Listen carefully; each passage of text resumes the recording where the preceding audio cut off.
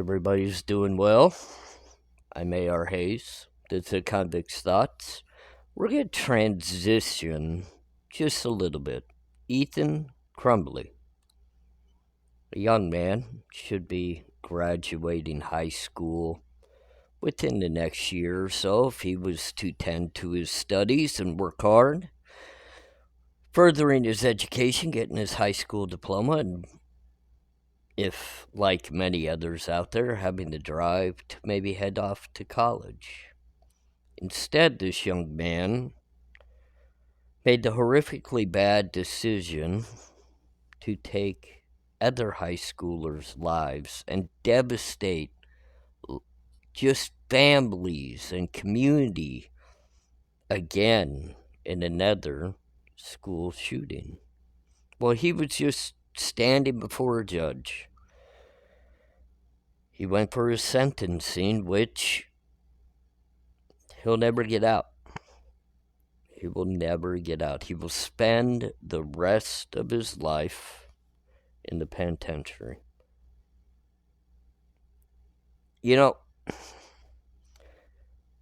many of you know my background. I've spent many of years incarcerated. Sadly, and I'm 46 years old, I've spent more years behind those steel, cold bars than I have out here enjoying life with a beautiful wife, or getting a good education, learning how to drive a fun car, playing baseball, loving my family. All the important things in life I've spent more time avoiding being locked away from than actually enjoying. So when somebody begins a discussion with me, and I sat down with somebody the other day in regards to the discussion of a high school student at the age of 15 commits one of the most horrific crimes you can imagine. I mean, you can't take anything away from the devastation that the crime creates. It's sickening. But we're talking about a 15-year-old kid. So we really have to put it within our minds. We have to think back. We got to go back to the days of when we were 15 years old. It's not about whether we could put ourselves in a position to where we could have committed a crime like this, because 99% of the people can't and don't. Okay, this is a rare crime. Even though we see it constantly happening within our country, you really have to nullify it down. It's rare. The type of people that could do what this kid did, it's just not a lot of them. But we still have to go back to that age of 15 and think about where was our thinking skills, our understanding of life skills. Now, I was a little more ahead of others around me, and I'm sure many of you could put yourself in the same position, in the fact that I had already experienced so much in life that I was building a more responsible thinking capability. So when I committed my crimes, I hold myself 100% accountable, because I knew what right and wrong absolutely was. I knew what my actions were, and I knew what the end result was going to be. So I was still a young man. And so was Ethan Crumbly, and Nicholas Cruz, who was a little bit older, and TJ Lane, And many of these other school shooters who are now actually being caught alive compared to many that actually took their own lives. And they're having to endure the consequences of their actions. I mean, this young man was actually even charged as a terrorist. And that's pretty new when it comes into the realm of these types of crimes. I think that's becoming more of an added charge compared to all what the normal charges are. When you take the amount of lives that these school shooters do, you know you're not ever coming home. I mean that's known, but our country has put into place protection for minors that they should be allotted the chance at parole sometime in the future. Now, I want to actually let's talk the realm of someone who is sentenced to prison actually having a chance to change their life for the better. Let's step away from the actual crime for a minute, okay? Because in this crime, and we'll utilize the Ethan Crumbly, Michigan school shooting as an example to lead into what I actually want to talk about, which the judge determined that this young man not only had the violence within him to commit the crime at the age of 15 years old, but this judge, in his mind, determined that this young man would forever have that knack to commit a violent crime for the rest of his life. So he took away any possibility of parole. He's going to spend the rest of his life in the penitentiary. And let me kind of explain to you, when you go into the penitentiary, depending on, I guess, a few determining factors, you could do your time in different ways. Some have found a way to avoid any violence or affiliations or various things within the penitentiary, and good for them. Good for them. Others, including myself, who were sentenced at a very young age, did not avoid the violence, the affiliations, and the issues that arise within the penitentiary. I was a relatively good kid when I was growing up. I had a knack for dishonesty and also criminal behavior. But I still had the capability to look out for those who could not look out for themselves. I had a heart that wanted other people to be okay, and I was willing to stand up for said people. I was willing to fight for them. If I saw somebody that was at a disadvantage or being bullied or something of that nature, I stepped in their place and handled it with the person that felt as though they wanted to bully these people. So when I got to the penitentiary, I defended myself. I made a name for myself in a violent nature, and unfortunately it led to many of places that a normal ARHayes probably wouldn't have found himself engaged in. Meaning, the prison was never going to be a place where my life would be reformed or made for the better. So when I hear a judge make a statement in regards to a young man who committed crimes at the age of 15, that his violence would be key to him for the rest of his life and he would never be able to be reformed, I kind of scratch my head and I wonder, why are you sending him to the penitentiary for the rest of his life then? It's only going to get worse. And when people ask me, well, how could it possibly be worse? We're locking him into the penitentiary and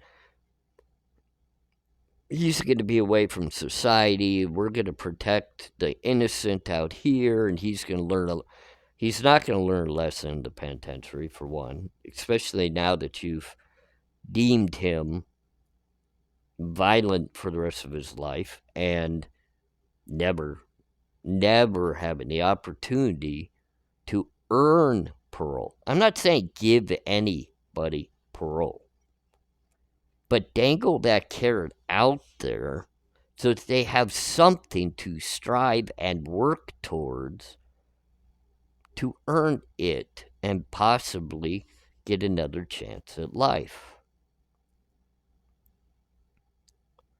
This young man now is going to have a path much like the one I took. He's going to get into the penitentiary and have nothing to lose. So when I say that he could create chaos and devastation still to this day for people in normal society, many will scratch their heads and not understand why I say that. Do you know, it doesn't matter what custody level of a prison yard you're on. You could be on a maximum security yard and only have 1 year to do.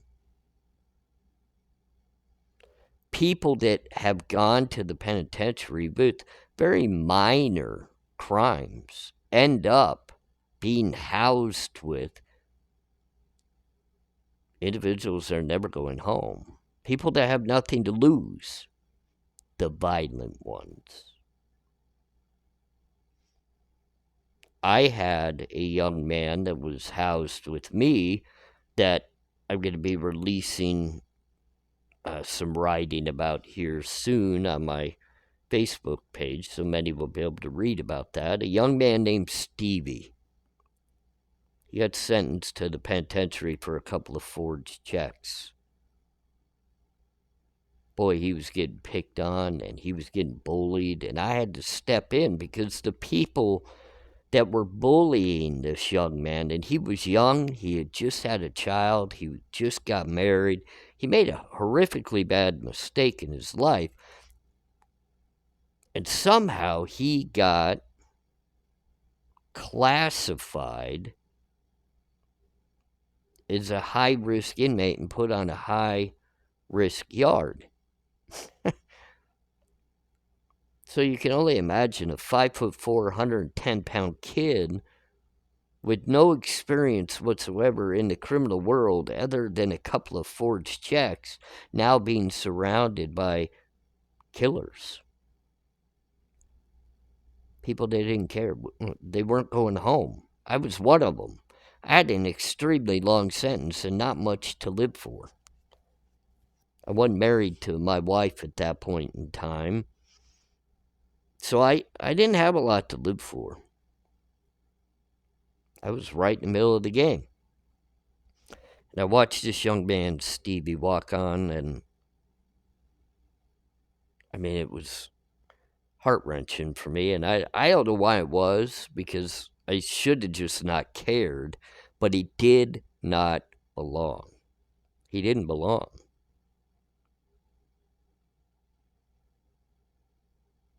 That kid wasn't going to make it. He just wasn't going to make it. And I didn't feel right about that. So I was willing to defend him. I actually made Stevie my very first youngster. And for many of you out there that understand the politics of prison will know what that means. I made him my youngster and pulled him in underneath my wing, and now he was almost untouchable because of who I was on the yard and the complexes we were on. I was able to watch over him. I was able to kind of guide him to where he could do the short amount of time and get back to his family that loved him and cared about him without having to go back in a manner that would have devastated them. And that's why I'm trying to say, when you sentence somebody and give them no ability or want to change their life, none, what do you expect is going to happen? And how many families of those who are incarcerated for 1 year, 2 years, a short period of time that should be coming home won't actually get to make it home? And those families are going to be devastated because instead of only missing their loved one for 1 or 2 years, they're missing them for a lifetime. All because we've created a dynamic within somebody, especially a young kid, 15, 16, 17 years old. 17 Ethan Crumbly is today. He committed this crime at 15. So he's already been down 2 years. Well, now he's got lifetimes. He's not coming home. What's he got to lose? You're taking a young man that had the mentality and the capabilities of burying his emotions enough to take so many lives without hesitation, and now you're going to put him into a place where he has even less to lose. The nurses' lives are now in danger. The guards' lives are now in danger. Other inmates' lives are now in danger. Teachers that are volunteers' lives are now in danger.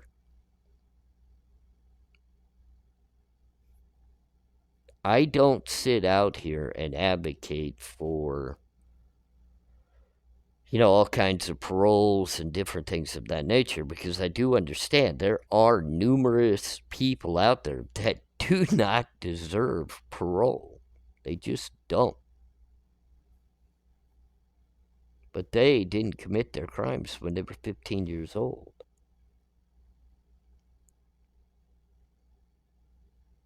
And how do we feel about Ethan Crumbly's parents? Are they accountable for what this young man did? That's another huge debate and argument, is they're heading themselves towards a trial that could cost them years upon years of their life. And many would slam that gavel down and say, absolutely, it's completely the parents' fault. And let me tell you, I was a young man that committed a lot of crime, and never one time was it my parents' fault. My parents raised me well. They loved me. They did all they could to give me the best of life and teach me the correct way of living life, respecting others while respecting myself in the way I lived my life. I failed them by making the choices I did. I knew what right and wrong was. But then I watched this young man, Ethan Crumbly, and I wonder in the back of my mind if he did actually know what right and wrong was. Yes, he knew shooting people was wrong, but did he know enough to be able to control those inner demons and emotions? And that's where maybe the parents failed, is they should have been able to catch on